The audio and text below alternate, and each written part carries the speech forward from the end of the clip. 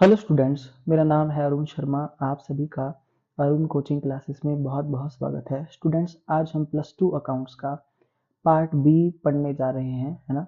और इसका जो फर्स्ट चैप्टर है उसका नाम है financial statements of a company. So इस चैप्टर में जो भी इंपॉर्टेंट बातें होंगी वो सारी की सारी मैं आपको बताऊंगा, और जो इंपॉर्टेंट नहीं होगी वो भी बताऊंगा, है ना। सो देखिए यहाँ पे क्या लिखा है। All companies are legally required to maintain proper accounting records and present precise financial statements at the end of an accounting period. This is done to provide information accurately about the financial health of the business, profitability, have a better dealings with the various business and economic entities, depict successful functioning of business, and build confidence of parties associated with it. So, such as shareholder, investors, creditors, etc. The records of the transactions are summarized into two major statements known as financial statements और final accounts of the companies. तो यहाँ पे क्या बोला गया है, जितनी भी कंपनीज होती हैं उनको लीगली अपना पूरा प्रॉपर अकाउंटिंग रिकॉर्ड जो है वो मेंटेन करना पड़ता है। ठीक है। अपनी फाइनेंशियल स्टेटमेंट्स जो होती है eight the end of an accounting period उनको जो है वो तैयार करनी पड़ती है, मेंटेन करना पड़ता है। So this is done to provide information accurately. तो ये जो हम सारी की सारी जो स्टेटमेंट्स तैयार करेंगे, फाइनेंशियल स्टेटमेंट तैयार करेंगे, पूरा प्रॉपर अकाउंटिंग रिकॉर्ड मेंटेन करेंगे, वो हम क्यों करेंगे, है ना। जिससे हमारी बिजनेस की जो फाइनेंशियल हेल्थ है, उसकी प्रॉफिटेबिलिटी है ना, और उसकी जो वेरियस बिजनेस पार्टीज के साथ जो डीलिंग्स है ना, जो भी बिजनेस ने फंक्शनिंग की है अपनी सक्सेसफुल, है ना, मतलब उसका हमें पता चल सके। ठीक है। और जो भी हमारी पार्टीज इन्वॉल्व है हमारे साथ, है ना, एसोसिएटेड है हमारे साथ बिजनेस में, जैसे कि शेयर होल्डर, इन्वेस्टर, क्रेडिटर्स, उनका जो है कॉन्फिडेंस वो बिल्ड हो सके। ठीक है। So the records of the transactions are summarised. देखिए ये जो रिकॉर्ड होता है ट्रांजेक्शन्स का, इनको समराइज किया जाता है दो मेजर स्टेटमेंट्स में, या तो फाइनल स्टेटमेंट्स और final accounts of the company. So यहाँ पे फर्स्ट ऑफ ऑल आपके पास दिया गया है फाइनेंशियल स्टेटमेंट का meaning. The term financial statements as used in accounting refers to statements which are prepared at the end of a given period of time for a business enterprises। देखिए यहाँ पे क्या बोला गया है, ये जो टर्म है financial statements as used in accounting, है ना, इनको इसको यूज किया जाता है अकाउंटिंग में, है ना। तो इसका मतलब क्या है, statements which are prepared at the end of an given period. मतलब एक ऐसी स्टेटमेंट जिसको प्रिपेयर किया जाएगा at the end of given period of time for a business enterprise, यानी कि 31 मार्च को, है ना।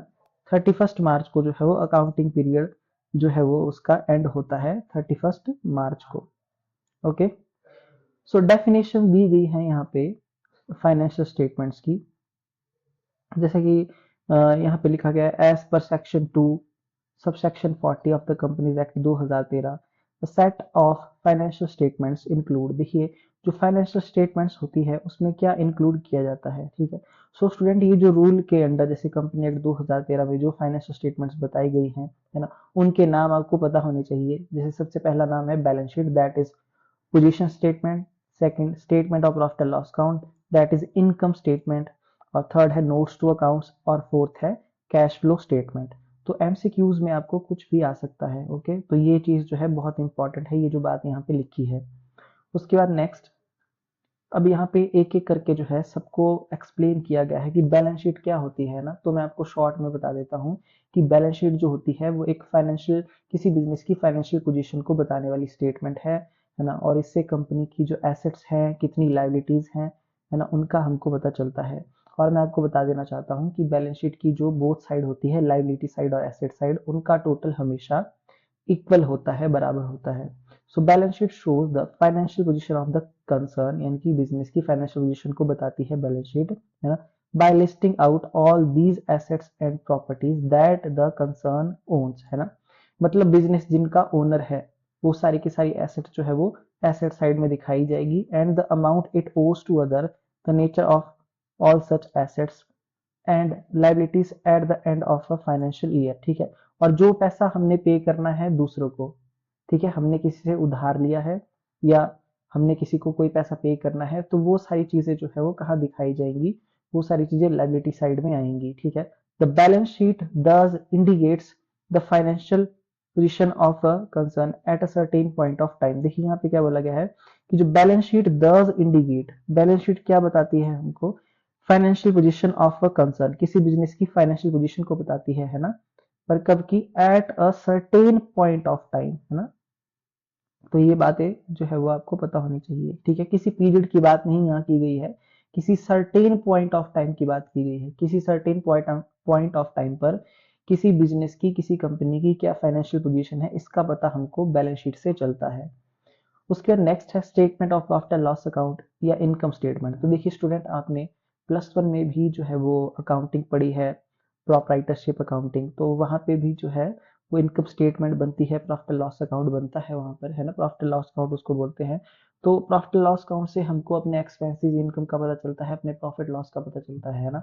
तो कंपनी के केस में भी जो इनकम स्टेटमेंट होती है और जो profit and loss account, statement of profit and loss account होता है ना, वो क्या शो करता है, various sources of income and the different heads of expenditure. All in all, the statement of profit and loss is prepared to indicate the net profit और net loss generated during the year. तो जितना company ने net profit या net loss gain किया है ना, जितना उसको नेट लॉस हुआ है, नेट प्रॉफिट हुआ है, उसका पता चलता है हमको statement of profit and loss account से। नेक्स्ट है notes to accounts. Notes to accounts are series of details and additional information for various items mentioned in the financial statement, ठीक है। तो फाइनेंशियल स्टेटमेंट्स में जो भी मेंशन की गई है वेरियस आइटम्स, है ना, ये उसकी एडिशनल इंफॉर्मेशन है। मतलब ये जो भी वहां पे बताई गई है, बैलेंस शीट जैसे हम बनाते हैं, मैंने आपको नोट्स टू अकाउंट्स बनाना सिखाया है, तो बैलेंस शीट में जो भी चीजें आती हैं, है, वो समराइज्ड फॉर्म में होती है, बट नोट्स टू अकाउंट्स में जो भी हम शो करते हैं वो डिटेल में होता है ना। ओके, जो भी वेरियस आइटम की जो एडिशनल इंफॉर्मेशन है, ये बिल्कुल डिटेल में होती है नोट्स टू अकाउंट्स में, ठीक है। Namely the balance sheet and statement of profit and loss account, है ना। मतलब प्रॉफिट एंड लॉस अकाउंट और बैलेंस शीट में जो भी आपकी आइटम्स आएंगी वो समराइज फॉर्म में होगी, बट डिटेल में उनको शो किया जाएगा नोट्स टू अकाउंट्स में, ठीक है। So the financial statements are not complete without notes to accounts, ठीक है। तो जो भी आप फाइनेंशियल स्टेटमेंट प्रिपेयर करेंगे तो नोट्स टू अकाउंट्स के बिना आप उसको नहीं बना सकते हैं। सो कैश, नेक्स्ट है कैश फ्लो स्टेटमेंट्स। तो cash flow statement is prepared in accordance with accounting standard 3 revise, ठीक है। स्टूडेंट, तो आपको पता होना चाहिए कि कौन सा अकाउंटिंग स्टैंडर्ड है, अकाउंटिंग स्टैंडर्ड 3, है ना, revised, to show the inflow and outflow of cash during the year.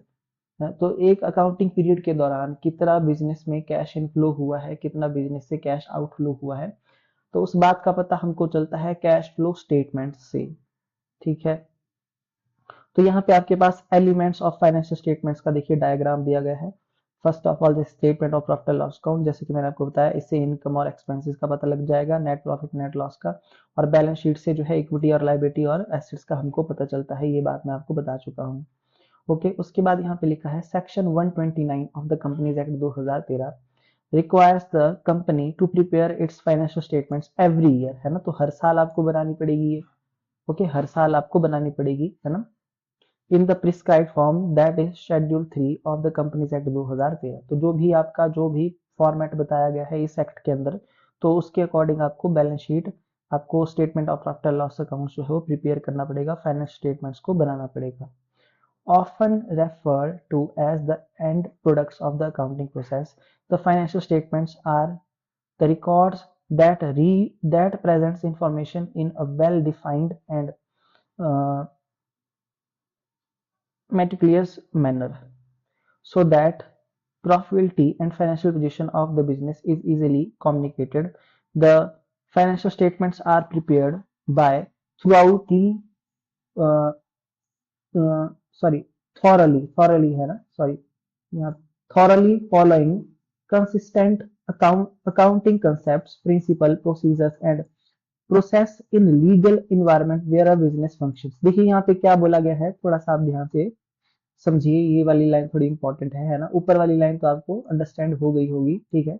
यहाँ लिखा गया है कि the financial statements are prepared by thoroughly following consistent accounting concept. देखिए जो फाइनेंशियल स्टेटमेंट बनाई जाएगी वो अकाउंटिंग कंसेप्ट है ना, और जो आपका अकाउंटिंग प्रिंसिपल्स है, जो प्रोसीजर है, जो प्रोसेस है, जो लीगल इन्वायरमेंट है ना, जहाँ पे बिजनेस फंक्शन कर रहा है, उन सबको ध्यान में रखते हुए बनाई जाएगी, ठीक है। मतलब जो भी हमारे रूल्स हैं उसके अकॉर्डिंग बैलेंस शीट होनी चाहिए, ठीक है। अपनी मर्जी से हम बैलेंस शीट नहीं बना सकते हैं। The financial statements can also be viewed as summarised forms और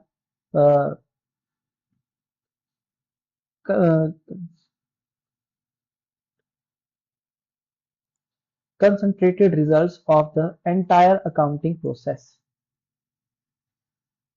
Information so presented with such clarity helps owners, shareholders, investors, and other users to better understand the performance of the business and arrive at their decisions through a uh, method, methodical and comprehensive approach. The decisions then tend to be far more suitable and effective than otherwise. These statements are also very useful to parties like employees, tax authorities, government, etc., who are interested in the performance of the concerned enterprises. So student ये वाला जो paragraph यहाँ पे लिखा गया है ना, ये इतना ज्यादा इंपॉर्टेंट जो है वो नहीं है, ठीक है। बाकी ये लाइन यहाँ पे लिखी गई थी, ये थोड़ी सी इंपॉर्टेंट मैंने आपको बता दी है ना। और इसके अलावा ये जो यहाँ पे बातें लिखी गई हैं, ये सारी की सारी ये बहुत जरूरी है, ये पैराग्राफ जो है बहुत ज्यादा इंपॉर्टेंट है, ठीक है। उसके बाद यहाँ पे नेक्स्ट हमारा आ जाता है nature of financial statements. The nature और characteristics of financial statements may be understood in the light of practices followed for their formulation. Financial statements are a tally of chronological recorded facts about events expressed in monetary terms for a definite period, which helps in ascertaining financial position of a business on a particular date and highlight financial results for a certain time period। तो यहाँ पे क्या बोला गया है कि financial statements are tally of a chronological recorded fact।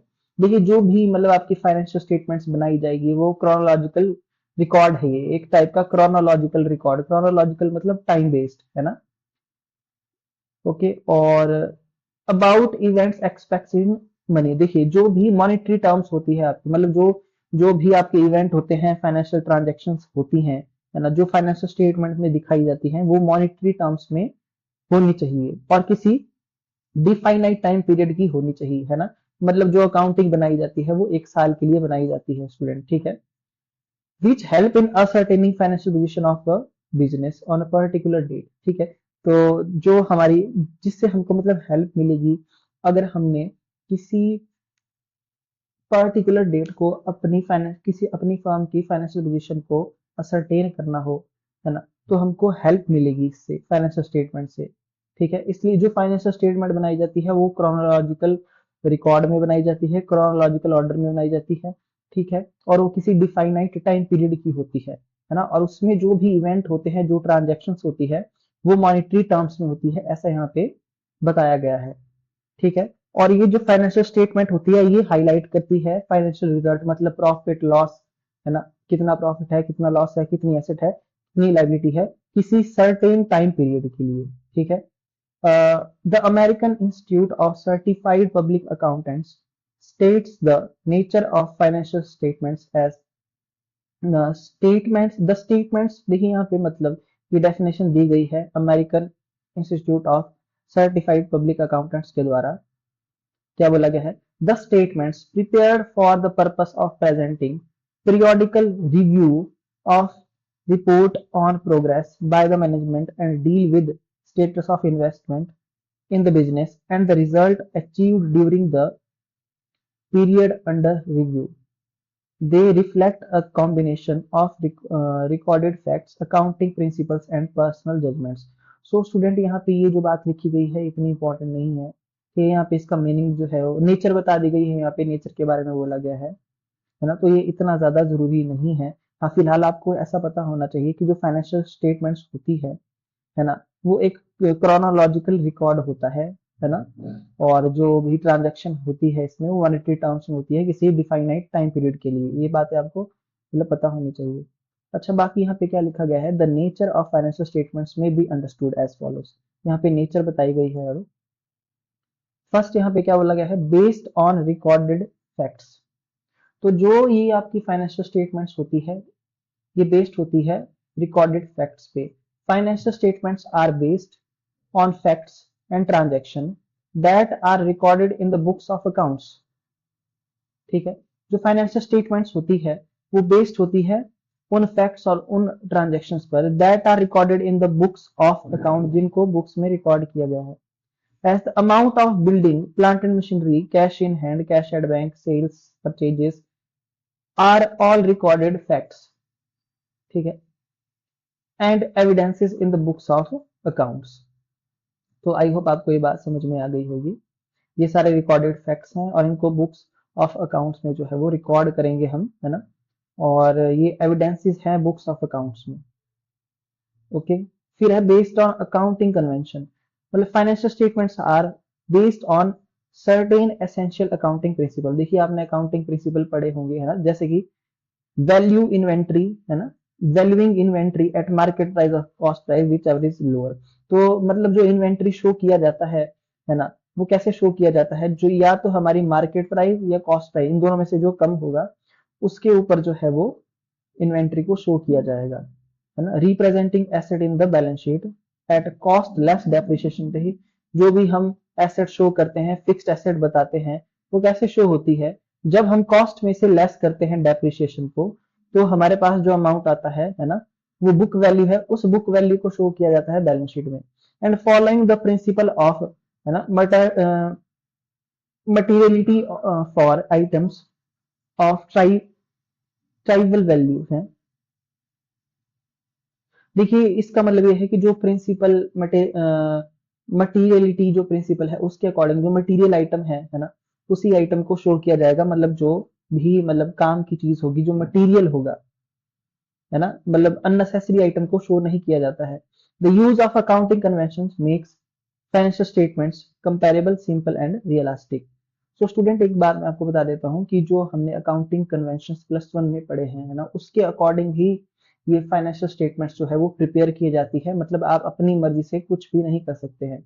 Next है based on postulate. Postulate मतलब प्रिंसिपल्स, है ना, पोस्टुलेट पे बेस्ड होती है ये। तो financial statements are formulated keeping in mind a few assumption। जो भी कुछ मान्यताएं हैं, कुछ एजम्पशंस हैं, है ना, उनको ध्यान में रख के हम इसको बनाते हैं। The two most common assumptions are accrual basis of accounting and the going concern postulate. ठीक है, जैसे कि कुछ इंपॉर्टेंट यहाँ पे मोस्ट कॉमन एजम्पशन बताई गई है। पहला है एक्चुअल बेसिस ऑफ अकाउंटिंग। जो अकाउंटिंग की जाएगी वो एक्चुअल बेसिस पे होगी, है ना, और जो अकाउंटिंग होगी वो की जाएगी गोइंग कंसर्न के अकॉर्डिंग। मतलब जो बिजनेस किया जाएगा वो लंबे टाइम के लिए होगा, है ना। Other assumptions are accounting entity, accounting period, money measurement and realisation postulate, है ना। ये कुछ और भी आपकी पोस्टुलेट हैं, कुछ और भी प्रिंसिपल्स हैं, तो इनको ध्यान में रख करके फाइनेंशियल स्टेटमेंट को बनाया जाएगा। According to accrual basis of accounting, the effects of transactions are recorded not only when cash is paid, है ना। देखिए जो एक्चुअल बेसिस ऑफ अकाउंटिंग है उसके अकॉर्डिंग क्या है कि ट्रांजेक्शन का जो इफेक्ट होगा उसको तभी रिकॉर्ड नहीं किया जाएगा जब मतलब कैश पे किया जा रहा है या कैश रिसीव किया जा रहा है ना, for them. But when the actually occur, जब ट्रांजेक्शन मतलब एक्चुअल में हो रही है, चाहे वो उधार में क्यों ना हो, चाहे वो क्रेडिट में क्यों ना हो, है ना, तो तब भी जो है ट्रांजेक्शन को रिकॉर्ड किया जाएगा। सो गोइंग कंसर्न कंसेप्ट अभी मैंने आपको बताया कि going concern concept assumes that firms shall carry on a meaningful business indefinitely into the future। मतलब फर्म जो है वो बिजनेस कर रही है ना, और वो बिजनेस जो है वो किसी इनडिफाइनाइट मतलब ऐसा टाइम जिसको डिफाइन नहीं किया जा सकता, जिसको बताया नहीं जा सकता, तो लंबे टाइम के लिए किया जा रहा है बिजनेस, है ना, and has neither the intention to liquidate nor the need to crucial the present scale of its activity. मतलब ऐसा नहीं है कि उस मतलब जो ओनर है उसकी इंटेंशन है कि वो उसको जो है वो जल्दी से ही एट प्रेजेंट ही क्या कर देगा, लिक्विडेट कर देगा, मतलब उसको जो है वाइंड अप कर देगा बिजनेस को। तो ऐसा कुछ नहीं है कि बिजनेस जो होता है वो इनडिफाइनाइट पीरियड के लिए किया जाता है। द अकाउंटिंग एंटिटी, ये अकाउंटिंग एंटिटी कंसेप्ट है, तो इसके अकॉर्डिंग जो ओनर होता है और जो बिजनेस होता है वो एक दूसरे से मतलब डिफर होते हैं ना।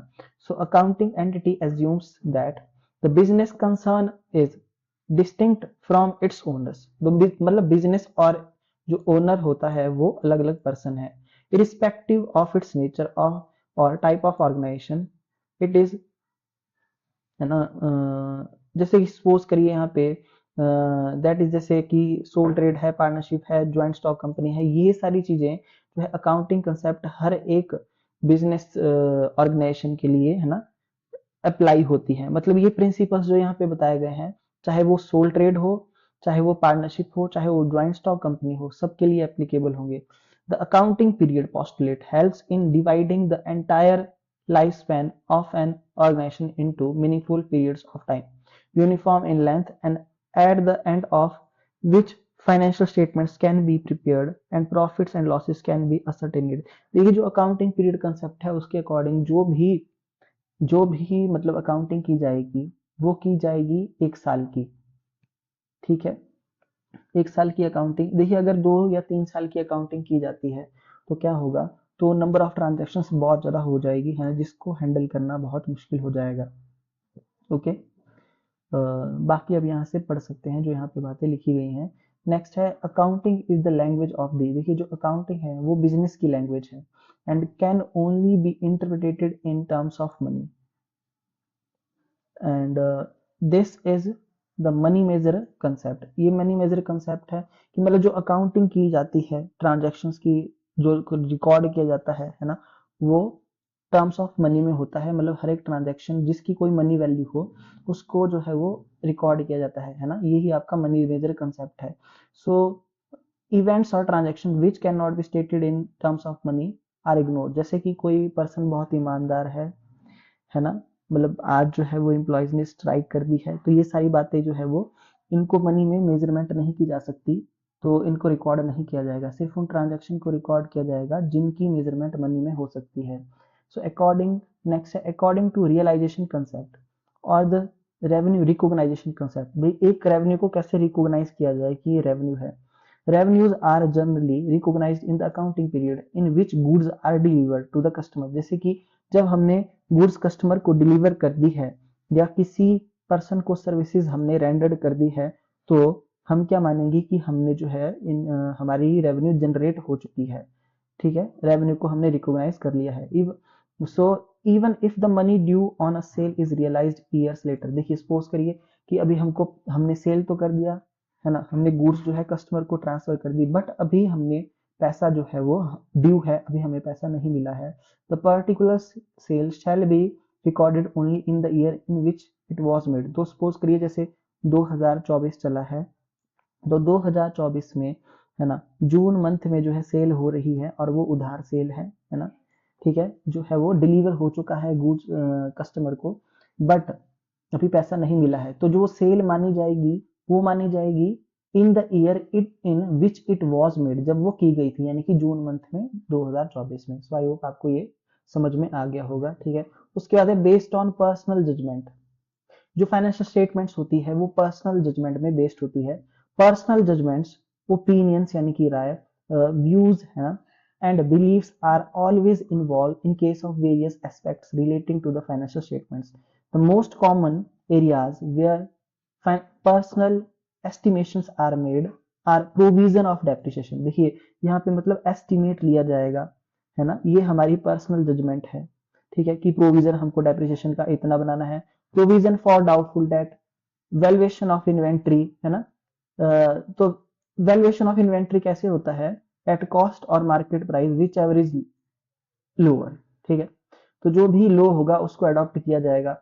Provision against fluctuation in price of investment, है ना, एटसेट्रा। ये सारी जो भी बातें हैं ये पर्सनल जजमेंट से रिलेटेड हैं, है ना। इसलिए हम ये बोल सकते हैं कि जो फाइनेंशियल स्टेटमेंट्स है स्टूडेंट, वो पर्सनल जजमेंट पे बेस्ड होती हैं, है ना। So such judgements are essential and especially made to avoid any window dressing of financial statement. देखिए विंडो ड्रेसिंग का मतलब है जो धोखाधड़ी होती है अकाउंट्स में, उसको अवॉइड करने के लिए ये जो जजमेंट्स है ये जरूरी है?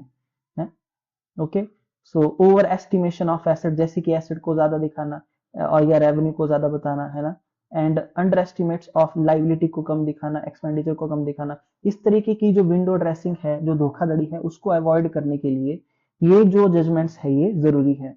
So sound personal assessment is essential for the convention of conservatism to be followed duly and for the financial statements to be free from any bias whatsoever.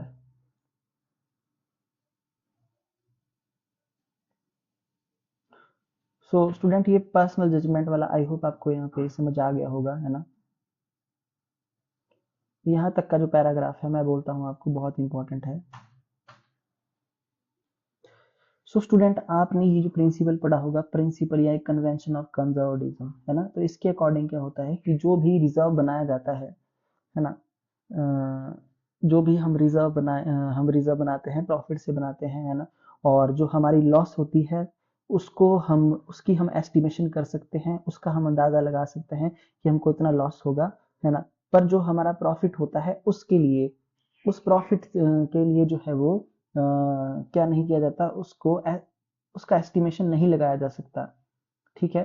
तो जो एंटिसिपेट किया जा सकता है according to convention of conservatism, वो किया जाता है किसके लिए, वो किया जाता है लॉस के लिए, है ना, या किसी लाइबिलिटी के लिए, ठीक है।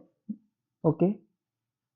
सो ये जो भी चीजें आपको बताई गई हैं, जैसे प्रोविजन फॉर डाउटफुल डेट यहाँ पे बताया था, तो ये लॉस के लिए बनाया जाता है ना। ओके। और provision against fluctuation in investment price, investment में होने वाली जो भी आपकी फ्लक्चुएशन है ना, प्राइस ऊपर नीचे चला जाता है, तो जैसे शेयर का ऊपर नीचे चला जाता है प्राइस, तो उसके लिए जो है ये बनाया जाएगा, ठीक है। तो यहाँ पे बोला गया है कि जो साउंड पर्सनल असेसमेंट है, यानी कि जो पर्सनल जजमेंट है, इज एसेंशियल, वो जरूरी है for the convention of conservatism, जो हमारा कंजर्वेटिज्म कन्वेंशन है उसके लिए, है ना। To be followed duly and for the और साथ ही जो फाइनेंशियल स्टेटमेंट्स के लिए भी ये जो साउंड पर्सनल जजमेंट असेसमेंट जरूरी है ना, ताकि जो हमारी फाइनेंशियल स्टेटमेंट्स है वो किसी पर्सनल बायस से क्या हो सके, फ्री हो सके, ठीक है। सो आई होप आपको मतलब ये पैराग्राफ जो है वो समझ में आ गया होगा। उसके बाद यहाँ पे जो है ऑब्जेक्टिव्स दिए गए हैं जो हम नेक्स्ट लेक्चर में करेंगे। सो आज के लिए इतना ही। तो यहाँ तक आप जो है वीडियो को बार बार देखें, ठीक है। Thank you so much.